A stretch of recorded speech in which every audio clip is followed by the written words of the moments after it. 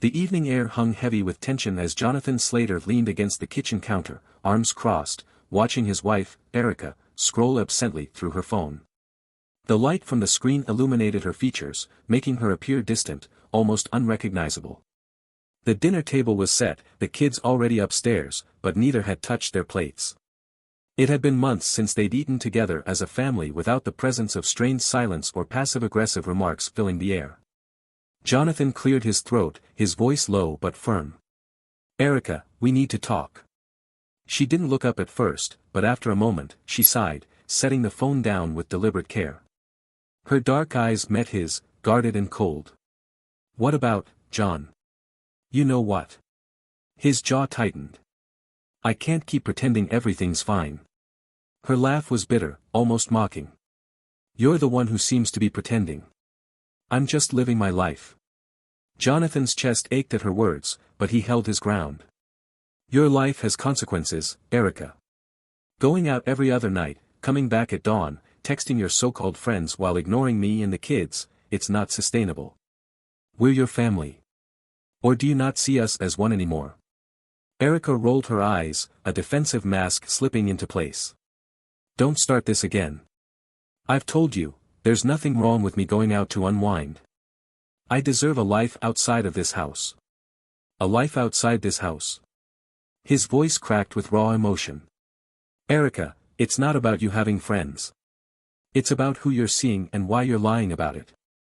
We both know this isn't just unwinding. You're choosing them over your own family." Her posture stiffened. "And if I am? What are you going to do about it, Jonathan? Lock me in the house? Follow me around like some paranoid fool?" "I'm asking you to meet me halfway," he said, softer now, though his voice trembled with barely contained frustration. "I've begged you to talk to me, to come to therapy, to work on this, whatever it is. But you keep pushing me away. You're tearing us apart." For a fleeting second, something like regret flickered in Erica's eyes, but it was gone as quickly as it came.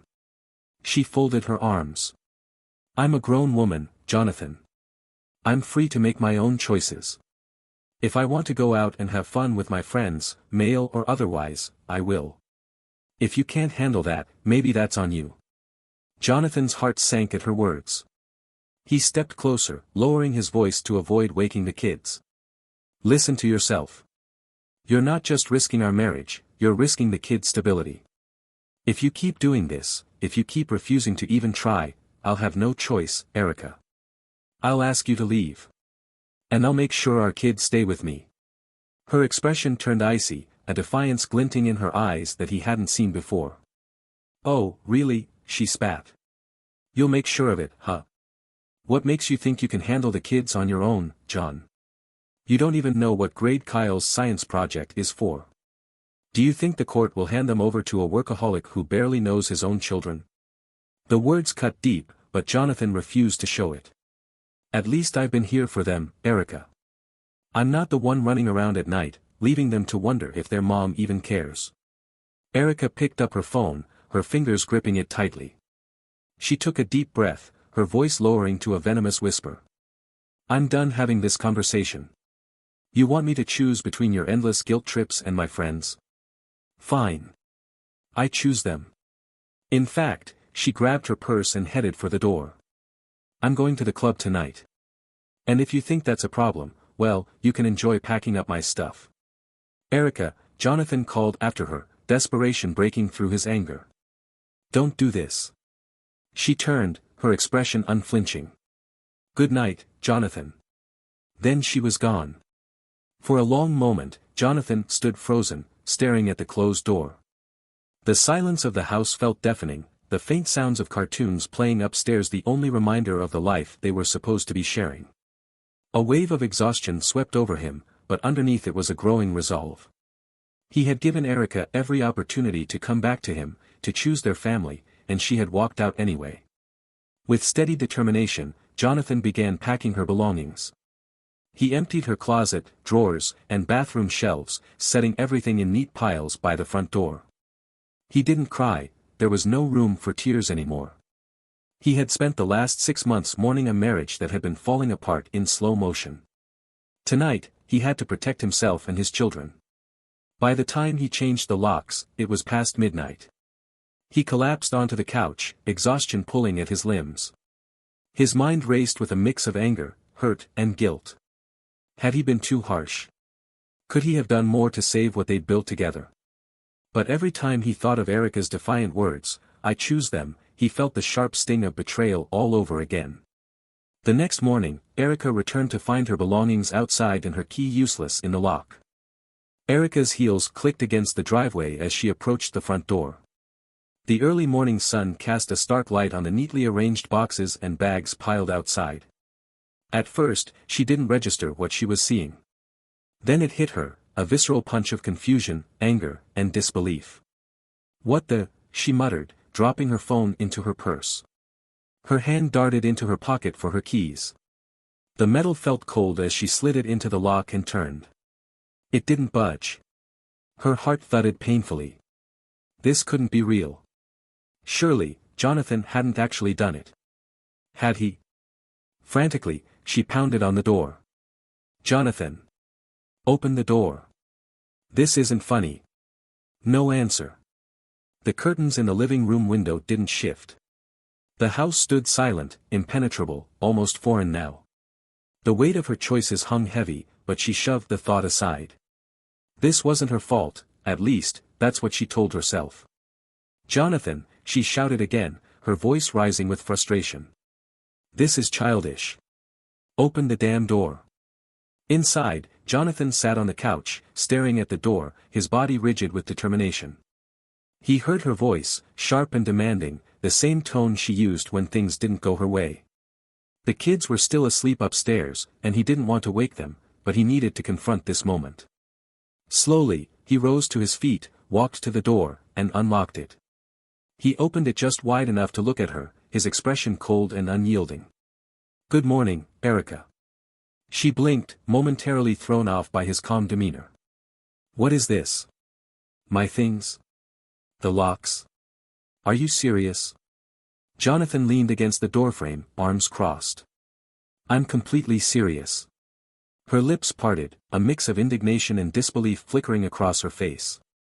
"You can't just lock me out of my own house." "It's my house," he said evenly, "and you walked out on it last night. You made your choice, remember?" The words hit harder than she expected.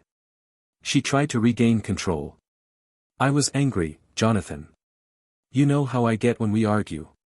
You're being ridiculous." He raised an eyebrow, his calm unraveling just slightly. "Angry? Erica, you didn't just leave, you made it crystal clear who you'd rather spend your time with. And you've been making that choice for months now." "Months?" she echoed, her voice faltering. "What are you talking about?" Jonathan straightened, his eyes narrowing. "Don't insult my intelligence, Erica. You think I haven't noticed the late nights? The way you check your phone every 5 minutes, smiling like a teenager. The excuses, the lies." Her cheeks flushed. "You're paranoid. I've told you 100 times, those are just my friends. I need them to stay sane after dealing with everything here." He let out a hollow laugh. "Sane? You're calling neglecting your family staying sane? Erica, this isn't about you needing time to yourself. It's about you putting everything, everyone, else above your own kids. Above me." She crossed her arms defensively, glancing at the neighbors' windows as if worried about prying eyes. "So this is your solution? Tossing my things outside like some cheap soap opera?" Jonathan's voice hardened. "I've begged you, Erica. I've pleaded with you to work on this, to fix this, for the sake of our family. But every time, you've chosen the opposite. You're the one who walked out on us last night. This isn't a soap opera. This is reality, and it's time you face it." "Where do you expect me to go?" she shot back, her voice breaking slightly. "You're not even giving me a chance to explain." "Explain what?" he asked, his tone biting. "That you don't feel fulfilled? That you've been searching for validation from God knows who instead of dealing with the life you have? That you've let this family crumble while you chase some fantasy version of freedom?" Erica's shoulders sagged, the fight draining out of her. For the first time, she looked unsure, lost. I didn't mean for it to get this bad. "But it has," Jonathan said firmly, though his own voice wavered. And now, you need to decide if this is the life you want, or if you're ready to throw it all away. Silence hung heavy between them. Erica looked at the boxes, her mind racing. For all her bravado, she hadn't expected this line in the sand. She thought she had more time, more control. But now, standing in the harsh light of morning with her belongings on the porch, the reality of her choices loomed like a storm cloud. "I'll come back," she said finally, her voice barely above a whisper. "When we're both calm, we can talk." Jonathan stepped back, the door still partially ajar. "Take the day to think, Erica. Figure out what you want, because if you come back, it's not going to be under the same rules. And if you're not ready to put this family first, don't bother coming back at all." He shut the door before she could respond, leaving her standing there, stunned. Reckoning. As Erica climbed into her car, her hands trembled against the steering wheel. A part of her wanted to blame Jonathan, to call him overdramatic and controlling, but deep down, she knew that wasn't the whole truth. The kids, her responsibilities, her vows, they'd all taken a back seat to her growing need for independence. But when had it spiraled out of control? She sat there for a long time, watching the sunlight creep across the dashboard. One name kept circling her mind, Evan. Her friend, her confidant, the one person who made her feel seen when Jonathan had stopped trying. She hesitated, then pulled out her phone. "Hey, I need to talk," she texted. Across town, Jonathan sat on the couch, his head in his hands. The sound of his children stirring upstairs reminded him why he'd done this. But the ache in his chest told him this battle wasn't over. Erica parked her car a block away from the house where Evan lived. It wasn't intentional, just instinct. For months, they'd been meeting in places far from home, where no one would recognize her. But this time, the familiar safety of distance was missing. This wasn't a casual lunch or a late-night drink. This was desperation. She gripped the steering wheel tightly, her thoughts tangled in a web of guilt, anger, and defiance. She could still hear Jonathan's voice echoing in her ears, every word slicing deeper than she wanted to admit. Take the day to think. As if she hadn't been thinking for months, about the cracks in their marriage, about the suffocating expectations of being a wife and mother, and about the way Evan made her feel alive again. But what had all of it really been worth? Swallowing the lump in her throat, Erica grabbed her purse and walked up the steps to Evan's front door. She knocked once, then twice, her heart hammering as she waited. Moments later, the door opened, and there he was, tall, broad-shouldered, with a disarming grin that had drawn her in the first time they met. But tonight, his easy confidence seemed dimmed by concern. "Erica." His voice was soft but laced with hesitation. "What's going on? You sounded upset." She stepped inside, brushing past him without meeting his gaze. "Jonathan knows, Evan." The words hung in the air like a thunderclap. Evan shut the door behind her, his posture tensing. "What do you mean, he knows?" "He didn't say it outright, but he knows something's been going on. He threw my things out, changed the locks. He's serious this time." Evan ran a hand through his hair, pacing the living room. "You told me he wouldn't do anything drastic. You said he wasn't the type." "I didn't think he would." Erica shot back, her voice cracking. "But he's been watching, Evan. He's been paying attention in ways I didn't expect. And now, I don't even know where I stand." Evan stopped pacing and turned to face her. His eyes, normally so warm and inviting, were now sharp, calculating. "What do you want me to do, Erica? What are you expecting from me?" The question hit her like a cold slap. What did she expect? In her mind, Evan had always been the escape, the antidote to the monotony of her life with Jonathan. But now, with everything unraveling, she realized how fragile her fantasy had been. Evan wasn't offering her solutions, only a mirror reflecting the mess she'd made. "I don't know," she admitted, her voice small. I thought you'd have an idea. That you'd help me figure this out." Evan sighed, sitting on the edge of his couch. "Erica, I care about you. You know I do. But if your husband's starting to connect the dots, we're running out of options. The last thing either of us needs is for this to blow up any more than it already has." She clenched her fists, frustration bubbling to the surface. So what are you saying? That I'm on my own now? I'm saying we need to be smart, Evan replied, his tone measured. You're married. You have kids. If Jonathan decides to go nuclear, you could lose everything. The truth of his words stung more than she wanted to admit. She stood there, staring at him, realizing for the first time that Evan wasn't a savior. He was a complication, a dangerous one. Back at the house, Jonathan sat at the kitchen table, staring at his phone. He'd barely touched the cup of coffee in front of him, his thoughts a storm of unresolved questions. He hadn't told Erica the whole truth, not yet. He hadn't mentioned the private investigator, or the months of quietly piecing together the puzzle of her double life. His phone buzzed, pulling him from his thoughts. It was a text from the PI. Evan Carver. Works in finance. Divorced. No kids. He's been seeing your wife for about a year. Address attached. Jonathan stared at the message, his grip tightening on the phone. He'd suspected there was someone, but seeing the details laid bare made his blood run cold. Evan wasn't just some random fling, he was a deliberate choice. The kind of choice that took planning, effort, and lies. Jonathan stood abruptly, the chair scraping loudly against the floor. He paced the kitchen, his mind racing. He could confront Erica with this, force her to admit what she'd done. Or he could go directly to Evan and send a message that neither of them would forget. The thought brought a grim sense of satisfaction, but he knew better than to act on impulse. He needed to stay calm, to stay in control. He dialed a number. Hey, Mike, he said when his brother picked up. I need a favor. An hour later, Erica was still at Evan's, her emotions a volatile mix of fear, guilt, and anger. Evan had offered her coffee, but she couldn't sit still long enough to drink it. Every word they exchanged felt heavy with unspoken doubts.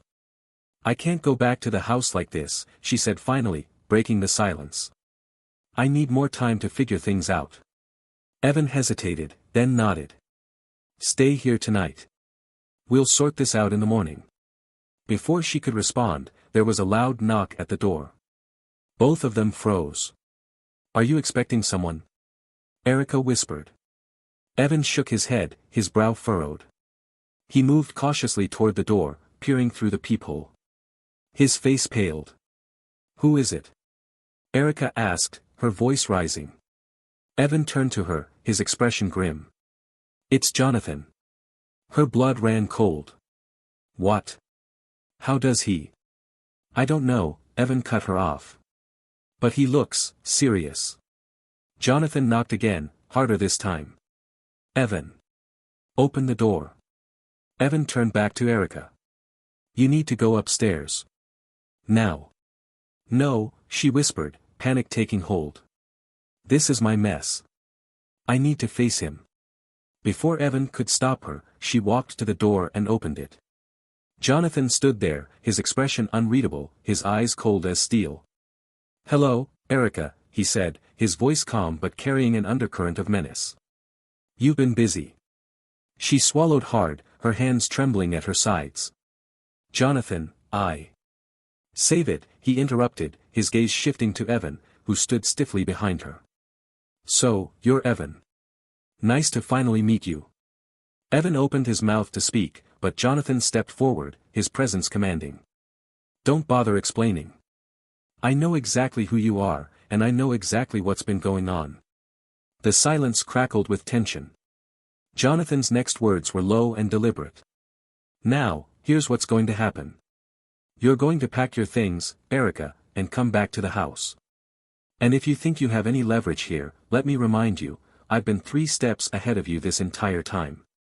So, make your choice. Now. Erica stood frozen in the doorway, her heart thundering in her chest. Jonathan's words hung in the air like a loaded gun, the weight of them impossible to ignore. Behind her, Evan shifted uncomfortably, his face pale. Jonathan, she started, her voice trembling, this isn't the way to handle this. Jonathan's eyes burned with a fury she had never seen before. He leaned closer, lowering his voice to a dangerous calm. I've given you every chance to make this right, Erica. You've ignored all of them. Now, I'm done waiting for you to figure things out. You're coming home, unless you want to lose everything. She shook her head, her voice rising in protest. You don't get to dictate my life. I'm not some child you can order around. Jonathan straightened, his jaw tightening. Your life. The one where you leave your family behind to chase this? He gestured sharply toward Evan, who flinched under the scrutiny. I've seen your texts. Your emails. You weren't just lying to me, Erica. You were building a life without us, without your kids. Her breath caught. He knows everything. The thought sent a chill down her spine. You went through my phone.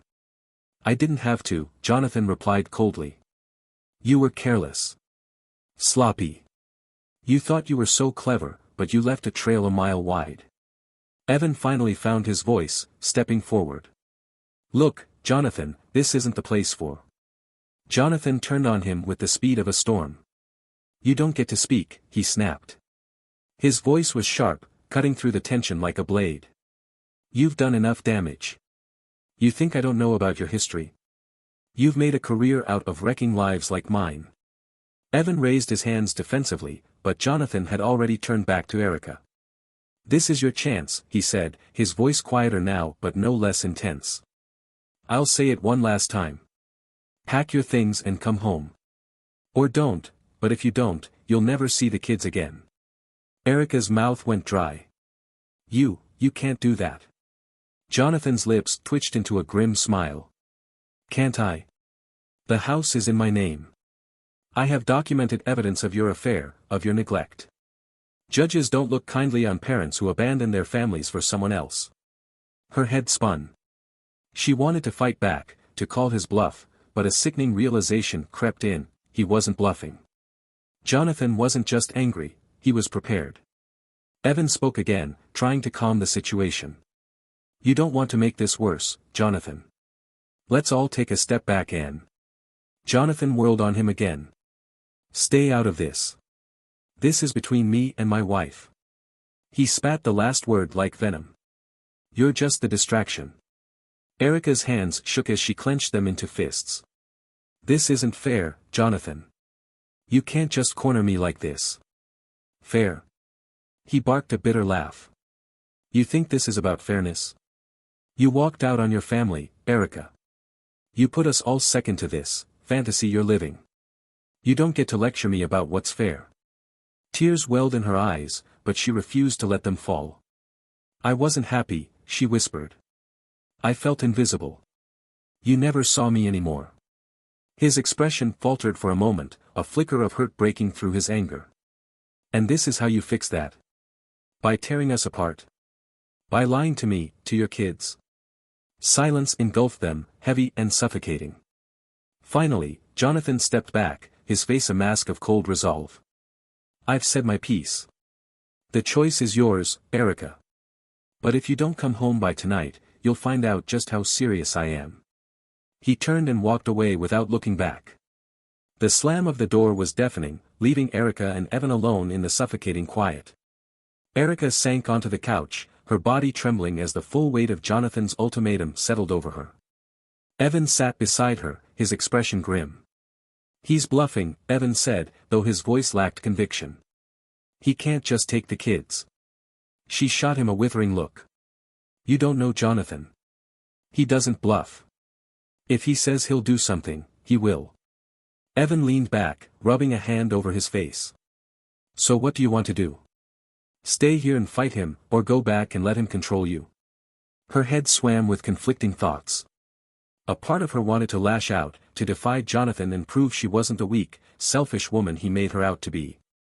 But another part, quieter, deeper, wondered if she deserved his anger. For months, she'd justified her actions, telling herself that Jonathan had pushed her away, that her choices were the only way to reclaim her sense of self. But now, confronted with the wreckage of her decisions, she couldn't ignore the consequences. I don't know, she said finally, her voice barely above a whisper. I don't know what I want anymore. Evan frowned, his frustration evident. You need to figure it out, Erica. If you're going to fight for your freedom, you need to commit to it. But if you're just going to fold and go back to him, you might as well stop dragging me into this. His words stung, but she couldn't argue with them. She had dragged him into this mess, just as she had dragged Jonathan and the kids into the fallout of her own unhappiness. Now, the storm she'd created was threatening to consume everything she cared about. Across town, Jonathan sat in his brother Mike's garage, a map of carefully laid plans spread across the workbench. Mike leaned against a shelf, watching his brother with a mixture of concern and admiration. "You sure about this?" Mike asked, his voice low. "This isn't just about getting even, is it?" Jonathan shook his head. "This isn't revenge, Mike. This is about protecting my kids. If Erica's not willing to choose them, then I have to." Mike nodded slowly. "And Evan? What happens to him?" Jonathan's jaw tightened. "Evan doesn't matter. He's just a symptom of a bigger problem. Erica's the one who has to decide what kind of person she wants to be." Mike crossed his arms, his gaze hard. "And if she doesn't choose you?" Jonathan stared at the plans in front of him, his resolve unwavering. "Then I make sure the kids never pay the price for her mistakes." The brothers exchanged a heavy look, the enormity of what lay ahead settling between them. Jonathan's next move would define everything, his marriage, his family, his future. And he wasn't going to leave anything to chance. Erica drove slowly, her hands gripping the steering wheel, her mind racing as Jonathan's ultimatum replayed in her head. The sun had dipped below the horizon, and the house stood ahead, its warm glow stark against the night's growing darkness. Her belongings were still stacked neatly on the porch, an undeniable reminder of the consequences waiting for her. For the first time in years, she felt the crushing weight of a decision that could not be delayed or ignored. Her heart twisted as her thoughts wandered to the kids, Kyle's eager laugh when he built forts in the backyard, Madison's sleepy voice when she called for her in the mornings. Every memory clashed with the cold, unyielding words Jonathan had spoken, "You'll never see the kids again." Erica parked at the curb, leaving the engine running as she stared at the house. Her phone buzzed on the passenger seat. It was a text from Evan. "Did you decide? I'm here if you need me." Her thumb hovered over the screen, but before she could reply, another text followed. "Don't let him bully you. You deserve to be happy." She swallowed hard. Happy. The word felt distant, almost meaningless. Looking at the house, she saw everything she tried to escape, the struggles, the arguments, the relentless demands of family life. But it wasn't just a house, it was also where her children lived, where their drawings hung on the fridge, where their voices filled the rooms. She turned off the engine and stepped out of the car, leaving her phone behind. Inside, Jonathan sat at the kitchen table, staring at the cold coffee in front of him. The soft hum of the baby monitor on the counter broke the silence, carrying the gentle breaths of Kyle and Madison as they slept. Upstairs, their innocence was untouched by the storm brewing between their parents, but Jonathan felt the weight of every choice he'd made to protect them. He'd spent months piecing together the truth, preparing for this moment, yet it still felt like a punch to the gut. The faint creak of the front door echoed through the house. He stiffened but didn't rise, waiting instead for the sound of Erica's familiar footsteps. When she appeared in the doorway, he looked up, his expression unreadable. "I'm here," she said, her voice quieter than he expected. "Now what?" Jonathan studied her for a long moment, searching for something, remorse, sincerity, anything to suggest that this wasn't just another game to her. "Now you decide if you're willing to fight for this family," he said, his voice steady. Her arms folded across her chest, more out of nervousness than defiance. "That's what I'm trying to do, Jonathan. But you, locking me out, throwing my things outside like some declaration of war, how am I supposed to believe you even want me here?" He exhaled slowly, shaking his head. "This isn't about war. It's about accountability. I've given you every chance to come clean, to work on this with me, and you've ignored them all. You're here now, but what does that even mean? Are you actually ready to let this go and put your family first, or are you just stalling because you're scared of losing everything?" "I'm not stalling," she said, but her voice lacked conviction. "You don't understand what it's been like, feeling invisible, like I'm just a piece of furniture in this house." Jonathan's jaw tightened, his frustration breaking through. "Do you think I haven't felt invisible too? Do you think I haven't struggled under the weight of providing for this family, only to feel like none of it matters to you? But I didn't walk out. I didn't lie. I stayed. Because that's what you do when you love someone, you fight for them, even when it's hard. Tears brimmed in Erica's eyes. I didn't know how to tell you what I needed. He stared at her, his voice softening slightly. And Evan? Was he the answer? Her breath caught. She had no defense, no way to justify the choices she'd made. It wasn't supposed to happen. He listened to me, made me feel seen. And what about now? Jonathan asked, his voice hardening again. Is he still what you want? No, she said quickly, shaking her head. I want to fix this. I want to come back. Jonathan leaned back, crossing his arms as he studied her. Then here's the deal. You delete his number. You cut all ties. No more excuses. And if you so much as hesitate, we're done. Her lips parted in protest, but the look in his eyes stopped her. He wasn't bluffing. He meant every word. She nodded, her throat tight. Okay. I'll do it. Jonathan didn't move, his gaze locked on her. This doesn't fix things, Erica. It's a start, but trust isn't something you just get back. You're going to have to earn it, day by day. She nodded again, swallowing the lump in her throat. I know. I'll do whatever it takes. He pushed back from the table and stood, the exhaustion in his eyes undeniable. Then start by proving it. Without waiting for her response, he walked past her and headed upstairs, leaving her alone in the silence of the kitchen. Erica pulled out her phone, her hands trembling as she opened her contacts and scrolled to Evan's name. Her thumb hovered over the delete button, a flood of emotions crashing over her. He had been her escape, her confidant, but now, he felt like an anchor pulling her deeper into a sea of regret. With a deep breath, she deleted his number. Then she deleted their texts, their photos, every trace of him. The tears she'd held back finally fell, but she didn't stop. This was the first step, painful, raw, but necessary. Upstairs, Jonathan sat on the edge of Kyle's bed, watching his son sleep. He wanted to believe Erica's promises, to hope that they could rebuild what had been broken. But hope was fragile, and doubt clung to him like a shadow.